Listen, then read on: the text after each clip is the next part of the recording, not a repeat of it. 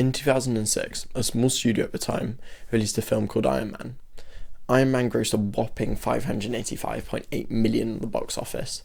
This film marks a significant point for where the superhero genre shifts the entire industry. Iron Man wasn't the first superhero film by any stretch of the imagination, with films like Mandrake the Magician, dating back to as early as 1939, and more prominent names seeing light as early as 1944 and 1948, for Captain America and Superman respectively. What Iron Man was, however, was the start of a trend to change everything.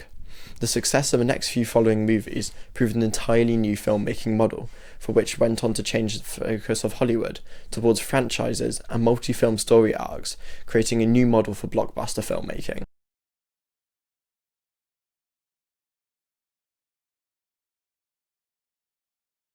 Studios realised they just stumbled across a money-making machine, where greed would be the unravelling of the whole genre.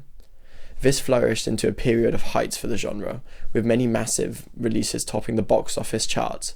The superhero boom also positioned itself conveniently at a time where audiences were looking for something new, a time during the shift to escapism in the media in general, which further made it possible for out-of-this-world sci-fi films to click with an audience. Superhero films are also appealing to a massive audience, unlike other film genres.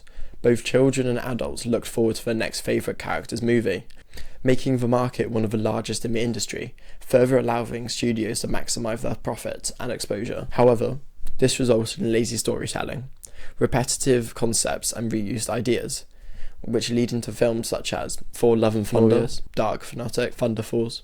It was apparent at this point, with the conjuncture of decreasing film quality and oversaturation of the genre, audiences have started to experience superhero fatigue, with multiple disappointing films in a row which didn't even return their budgets.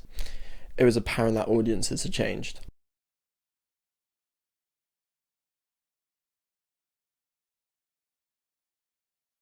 All of this resulted in a somewhat bleak movie landscape that mimics the rise and fall of the Western, but over a shorter time period.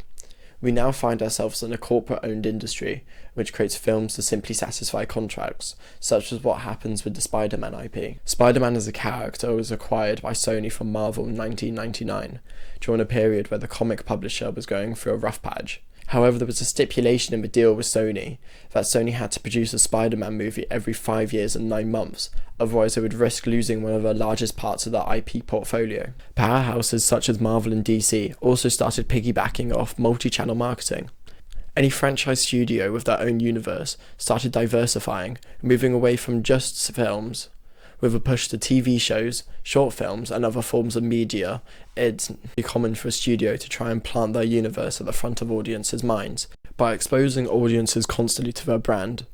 This leans off of a FOMO audiences can experience, pushing people to consuming as much of the surrounding media as to not miss out or to not understand parts of the next coming film.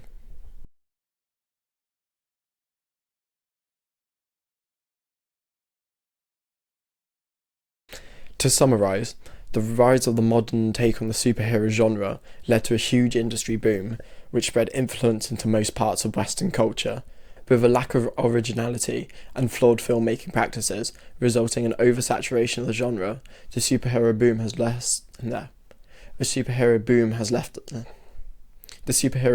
left a lasting legacy on the film industry, fundamentally changing how audiences consume, share and view movies.